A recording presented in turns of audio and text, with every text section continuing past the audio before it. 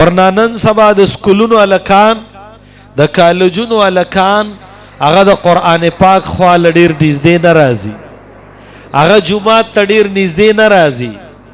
هغه پټنګ ټکور او پډمتوب باندې زیات مینی. تاجدار مفسرین امام الاولیاء احمد علی لاہوری رحمه الله داوی وینا دا وی نن سبا چې خلق په گناهونو کې اخته دي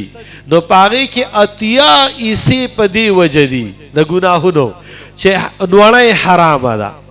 لس ایسی په دی وجدي چې مسلمانان د علماو خواله ناراضي، د علماو نه لري لري ګرځي، او دا باقی لس ایسی دا بیا نور وجوهات دي. نو د علماو خواله نراتل د گناهونو د عام کېدو لویه ذریعه ده، او حرام نوړی حرام رزق عزتمندو دا د گناهونو لویه ذریعه او لوی سبب ده چې گناهونه په معاشره کې عام کیږي نو دا د حرام نوړی په وجه باندې عام کیږي.